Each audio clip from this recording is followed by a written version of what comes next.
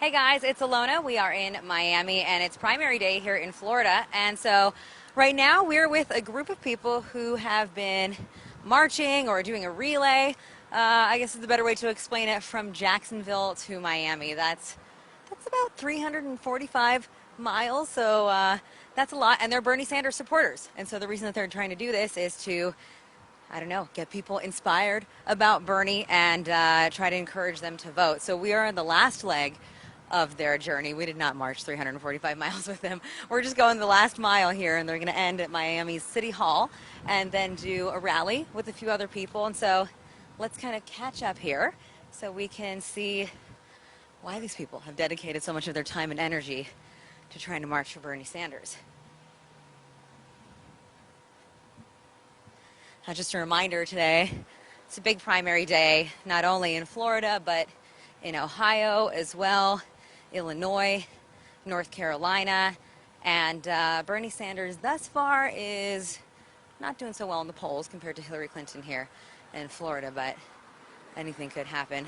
All right, and we've caught up. Everything okay with the bike? This is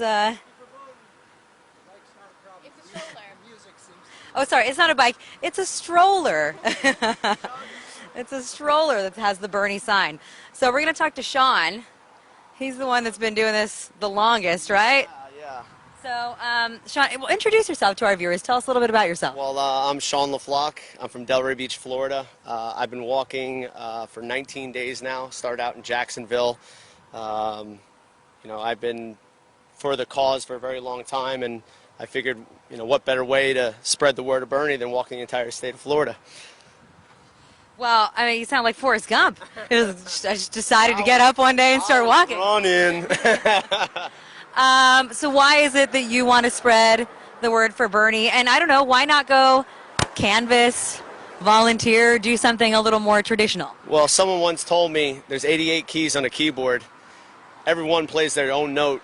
And if we all play our own note, we can make some beautiful music together. So this is my thing that I can do. I've lived a life of fitness and well-being, and for me to use my body to send a message, I think that's kind of where I fit into this whole thing. Not to say that anybody else who does canvassing or phone banking or, honking waves, everybody's got to play their part, and I figured this is something that I can do. Well, speaking of honks and waves, what's the kind of reactions that you've had from people over the last 19 days? Well, I've had a lot of reactions, which is a good thing. I'd rather have some people that are, fired up about one way or the other. This apathy that we see in this country, today is tough. But I've had a lot of support all the way from Jacksonville to Miami for Bernie. And the other one is for Trump, and I can see where it comes from. A lot of people are angry, but it seems like the Bernie supporters are more from a place of an energy of love and caring and compassion for others. I've been on the road for 14 days away from my home. 12 of those days have been spent at host houses. They've opened up their home to me, sight unseen, because they know what the message is about. It's not just about talking about it, it's about being about it. So these are other Bernie supporters that let you stay at their home? Absolutely, yeah. They just said, hey, I have a couch, I have an extra room, I have something. And they've opened up their arms to me. It's been a beautiful thing. And it's just, just one thing. I could just imagine if this rippled, throughout the entire universe, well, at least the country, we could start making some significant change here. You mentioned Trump, too. So you've had Trump supporters, honking you, waving you, do what? Oh, well, wave is nice. Thumbs down is okay. They give me another finger, but if I put another one next to it, it's the peace sign. So I figured I just give them a wave, and I tell them we love them. There's no animosity. It's just they haven't figured it out yet. That's okay. By the way, all of you who are watching, don't forget I got my phone here, so send in your comments and your questions if you want to know why Sean and his co-marchers here. They get a reaction out of people. Why they're doing what they're doing, because I can tell you it's really freaking hot out here. So it definitely takes some dedication, but Jeffrey Magnet says, I wonder if they're wearing Bernie shoes. Is there such a thing as Bernie shoes? I don't even know. I haven't heard about the Bernie shoes, but I know about blisters so far, so it's been a little bit of a labor of love so far. Okay, so now we got to get to the meat of it, obviously. Why are you a Bernie Sanders supporter? I've known about Bernie for a very long time. Even though I'm I mean, I'm 30 years old, but I put the pieces together long ago that the system's been rigged for a very long time. I listened to George Carlin when I was young. He said, don't vote, don't bother. It's been bought and sold long ago. And I would never show up if there was nothing to vote for. I feel like there's finally something that we can do to make a change, and there's something worth voting for. And I think that's what these millions of young people and old people alike. My man Jack over here, who organized with this with me, he's 69 years old, so I use his words of wisdom to kind of spur this on. And this was his brainchild the whole time. I just play my piece in this. By the way, some people are saying, good for you. Thank you for your commitment. So you guys definitely got some supporters here. People are telling us that our sound is kind of bad. So we'll see what we can do about that. Maybe we can put a wire on our mic. Just a minute. What do you think, Maria? Should we do that? All right, guys. We're going to pause for technical difficulties. Can we just keep showing what they're doing? Okay.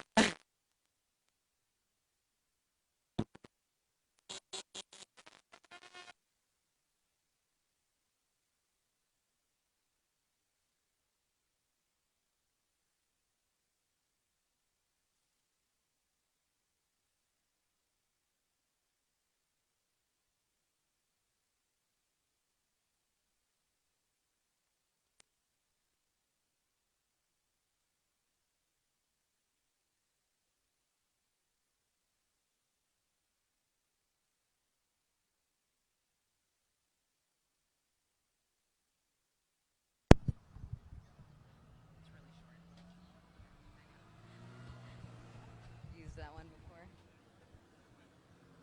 All right.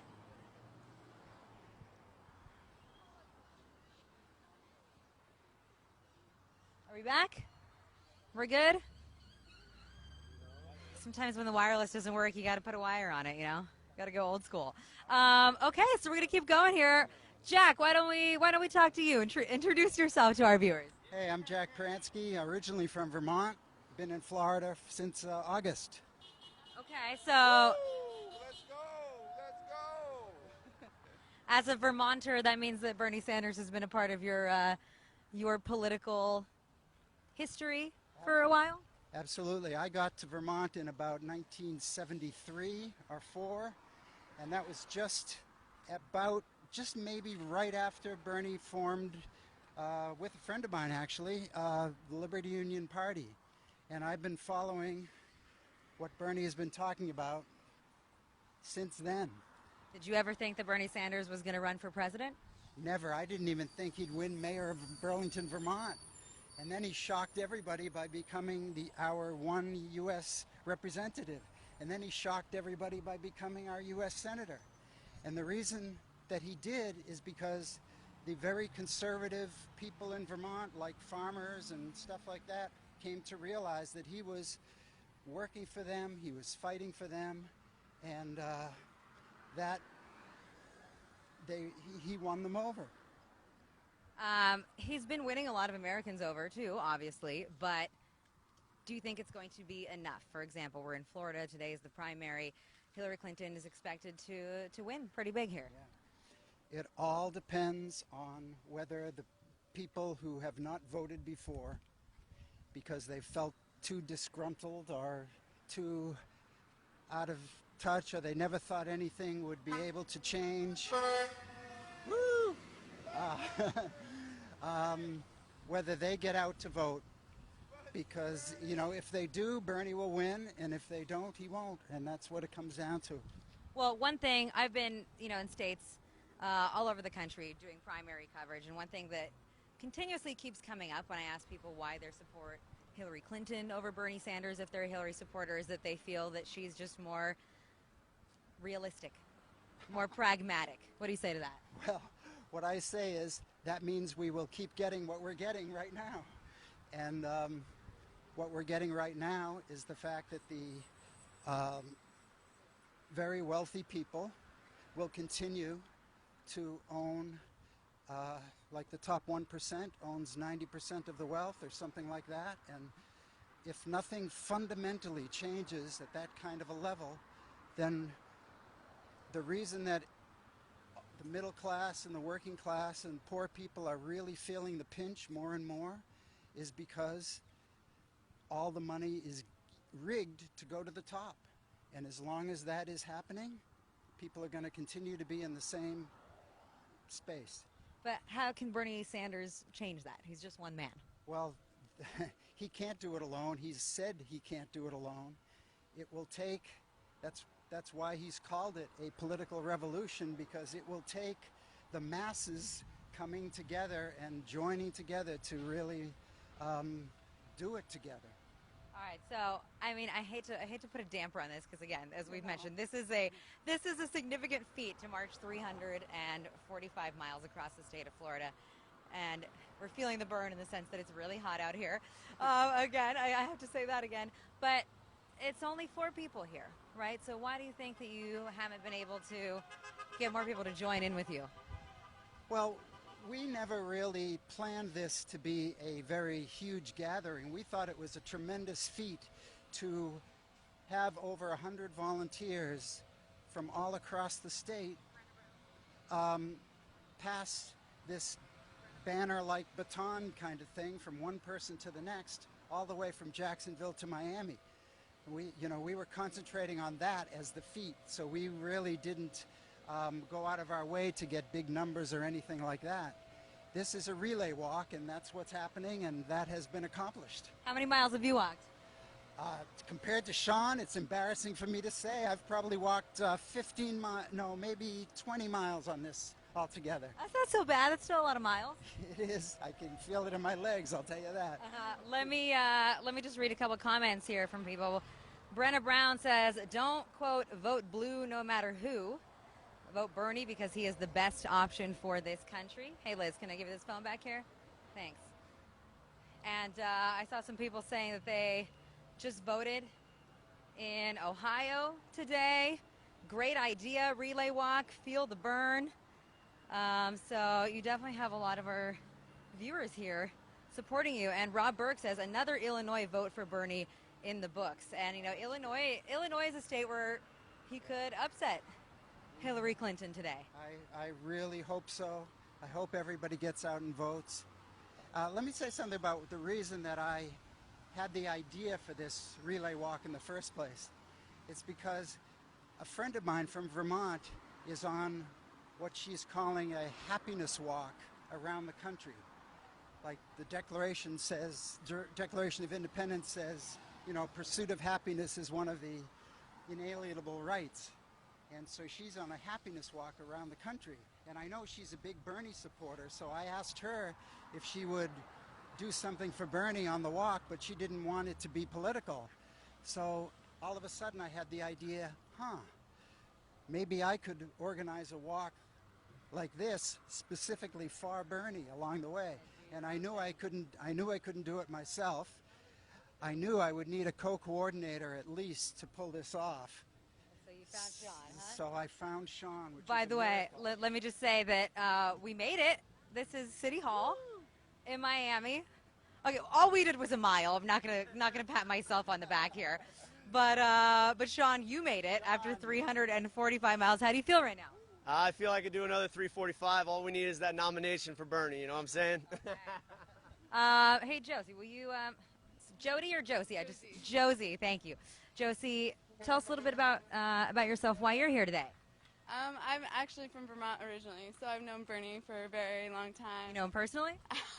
I met him. No, I don't know him so personally, but yeah, he's always been, you know, in Vermont it's been really interesting because, you know, people are worried about Bernie separating Democrats and Republicans and that he's so divisive, but in Vermont he's always had so much support for all of them, through everybody. So, but yeah, I just really love how genuine he is and how his message. So. His message resonates with you. So we got Jack and Sean are kissing the Bernie tarp right now because I guess they're glad that they're done, and so they've met a couple other Bernie Sanders supporters here who I want to find out the story about this bus here. Why don't we move on this direction? This is awesome. Thank you so much. This is unbelievable. How's it going, guys? Hey. Yeah, we're with. I'm just the artist. You're just the artist. Well, tell us about the banner. Huh? tell us about the banner. Why did you make it? Why did you put all that hard work and effort into it? Well, originally we were trying to get one of the official Florida organizations to pick it up, and the guy never showed up. So I figured this is a much better use for it anyway, with all the effort that Sean put in, walking from Jacksonville all the way to here. So we wanted it to be the welcome banner for him. Oh, that's amazing. And so what happens with it next? Where does it go from here? It's going on the bus across the country with the bus driver. Where did he go? He's over there in the green shirt. Who's organizing the bus here? He is. Hey, sir, how are you? Pretty good. I'm Alona. We're with the Huffington Post, and we were following Sean and Jack and crew here for the last leg of their relay here. Why don't you tell us a little bit about yourself, too, what you're doing with the bus? Well, I've been in touch with the guys since they started in Jacksonville. I helped Bernie in the New Hampshire and New England campaigns. I helped put together the Concord office, and this is the Occupy Roadshow put together for Occupy, to straighten out this crap with the banks, and we're also environmental. We run on vegetable oil, but we heard they were doing this, and after we did a few other events around and primaries around the country, we came down here to back them up the last leg of the trip. And where else are you going to be going, too? Because a lady over there was just saying that the banner goes on the bus and then across the country, so you keep going? I think the thing is, right now, we haven't really got a full perspective of where Bernie's going to be, but we're thinking about Philadelphia and D.C. and maybe New York. It's wherever we could park a bus and give some heart to Bernie's campaign. And what is it about Bernie Sanders that makes you want to do all this? Well, I'm a neighbor of Bernie up in New Hampshire, and Bernie has a statement that needs to be said. I mean, the money of our country is going off with these criminals in Wall Street and in the military-industrial complex, which should be providing for the people and setting an example for the rest of the world. And I'm happy that he stepped up to the plate, and we're willing to back him in his message. Can we check out your bus? You're welcome. Go ahead. Yeah? Will you come with us? Can you give us a little tour? Sure. This is the Constitution Cafe, and I serve free coffee at different events. We did Democratic Republican Convention and the World Food Not Bombs event, and we serve free coffee, and people can discuss their democracy, what the Constitution and our Declaration of Independence was actually about. All right, homemade coffee, huh? By the way, thanks, guys, for continuing to comment and sending your questions. Elizabeth Gruber says, thank you, Huffington Post, for doing this. I'm really enjoying it. Feel like I'm part of what's going on in Florida, so we're really glad that you can take part with us. Who'd you say this was, Mr. Clucky? Yeah. We're going. We got to coordinate with our wire here. What was the name of the... This is Mr. Clucky. Mr. Clucky. He has his own website. He's pretty well known down here in Miami. He loves to ride on a bicycle, and he's been helping me. He's been my sidekick on the road trip. All right, let's come on in. Check it out. This side is a stage. This is a stage that goes... Sorry, let me just get this over here so we can hear you. This is a 1992 International Diesel handicapped school bus with extra framing in the roof. And it had the door here, which actually had a wheelchair lift on it. I got it up in Tampa during the Occupy Tampa. It's run, all the electrics run on the solar panels from Occupy Miami and Tampa. This side is a stage that goes down 14 inches below the floor. I drew that little picture 2 weeks into the Occupy in Miami. Friends of mine were doing that. I thought, this is chaos.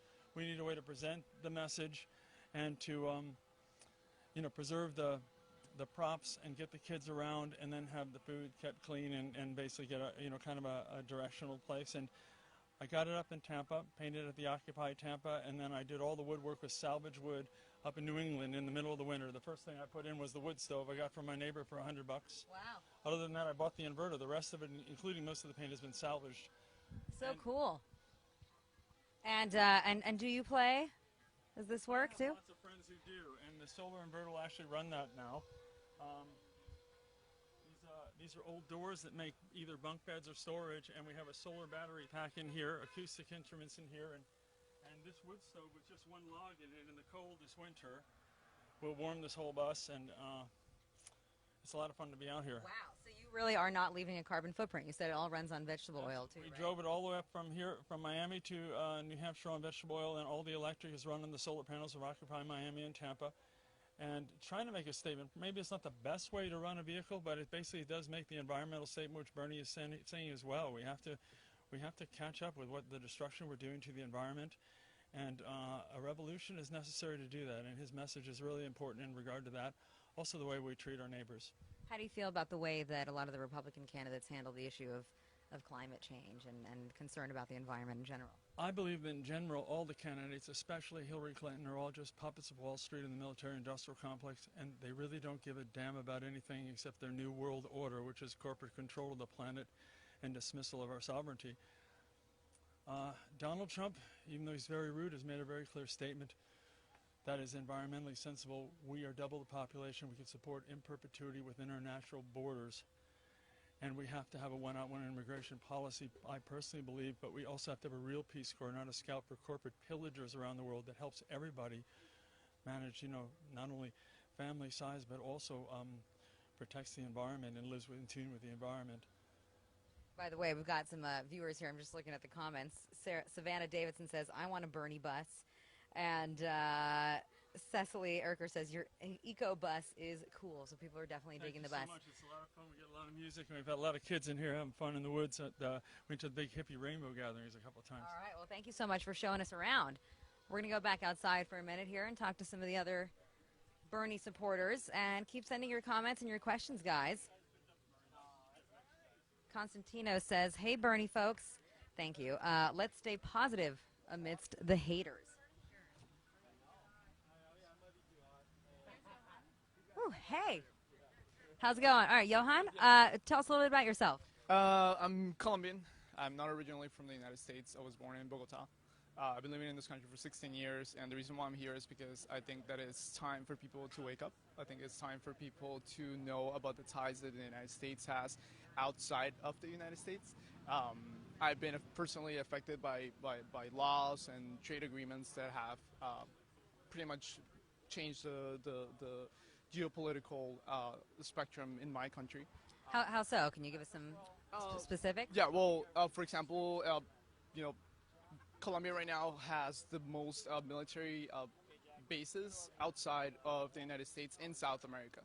Obviously, this comes with a lot of ties to the country. The country has been destabilized for many years already, and I think it's time for somebody like Bernie Sanders, like he said recently in a debate, that he believes that the United States should stop destabilizing and overthrowing countries around the world. I support that greatly with all my heart. Well, I could say that my foreign policy ideology definitely lies in that direction too, but I do sometimes have an issue with kind of a lack of specifics and details from Bernie Sanders when it comes to foreign policy. Okay. How do you feel about that? It's one thing to say that we should demilitarize, right? But how do you actually do that?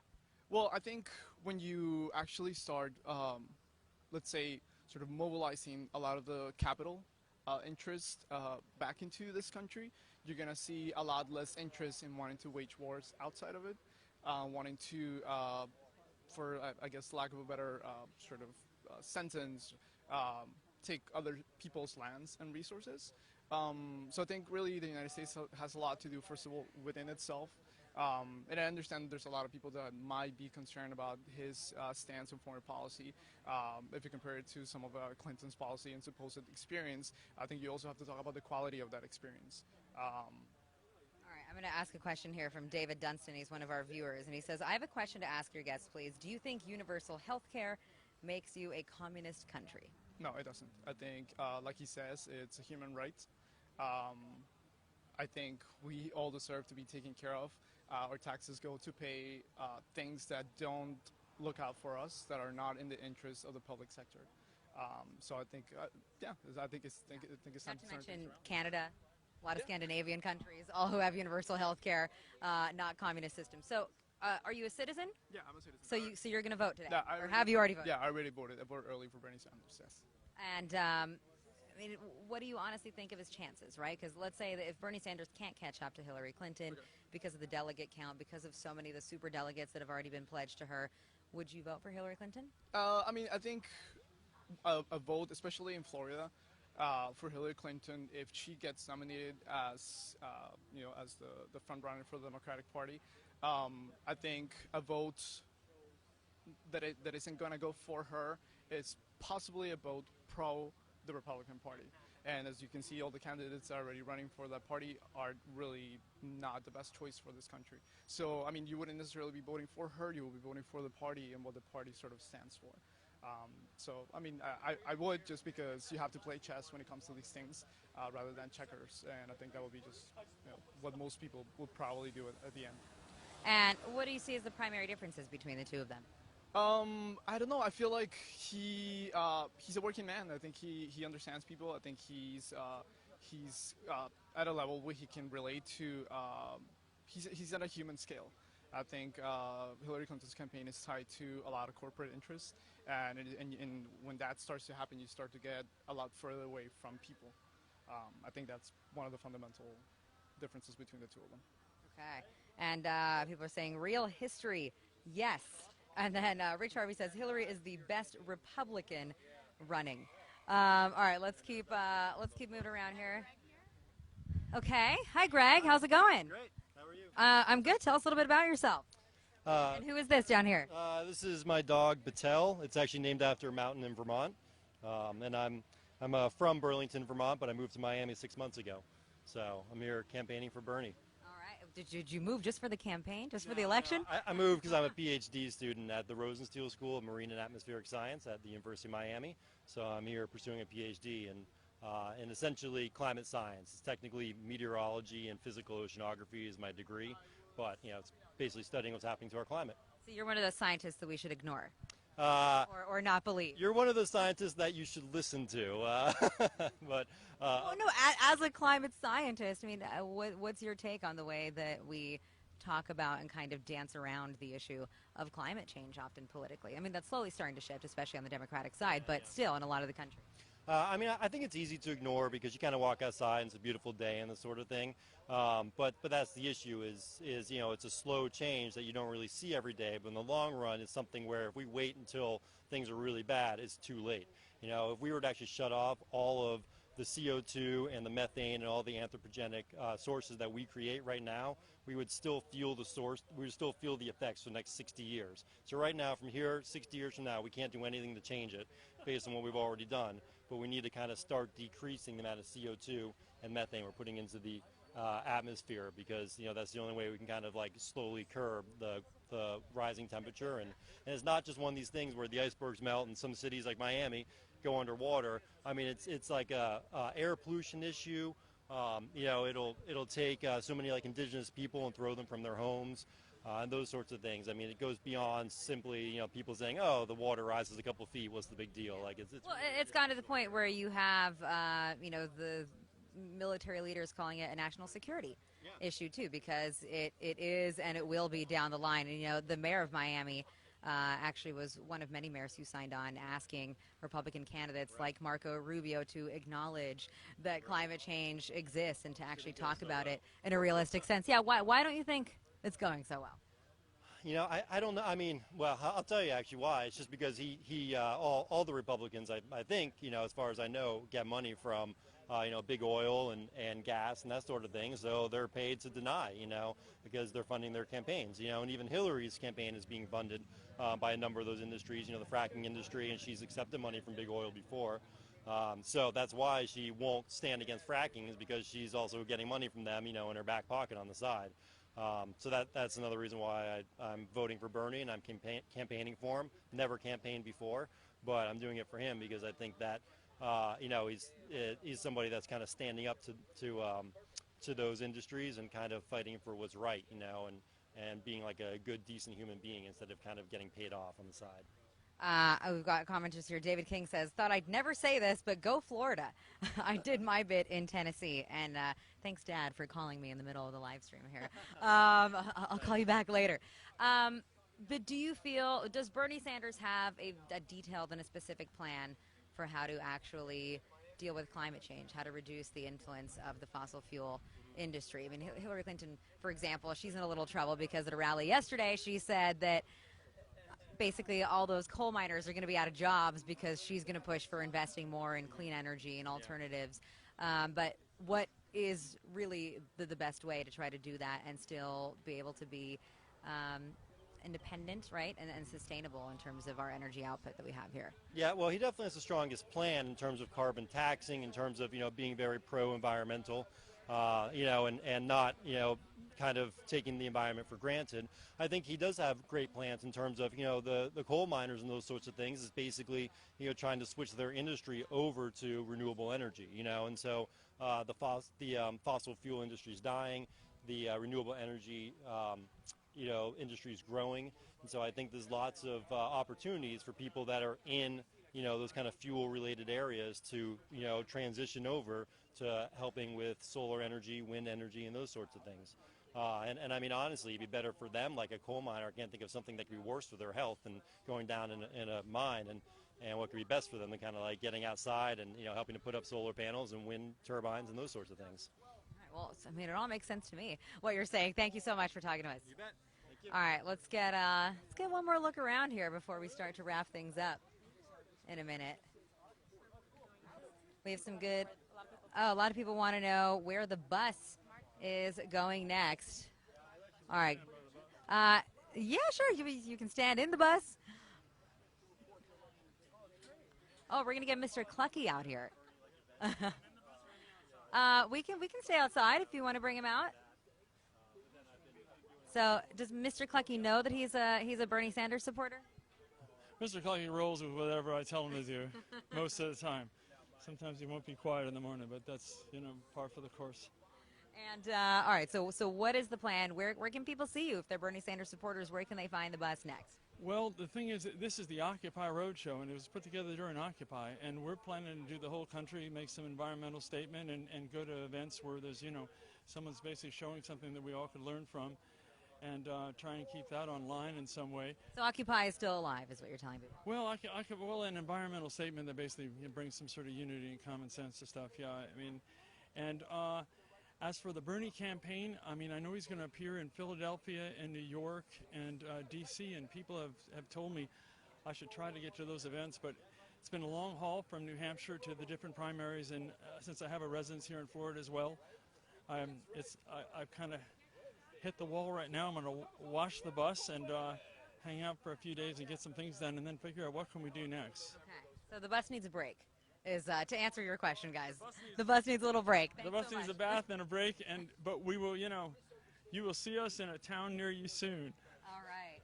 And thanks, Mr. Clucky, for joining us, too. I don't know if, my head's going to get bitten off here or not. Okay, guys, so we're going to wrap it up. Congratulations again one more time to you guys.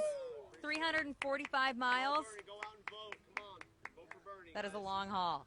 And we'll continue to be doing primary coverage here in Florida. Today we'll be speaking to some immigration rights activists later on today and be giving you some results from the watch parties. And we also have a team who's in Ohio for this primary day. So thanks, and keep watching when we stream later. Thanks, guys.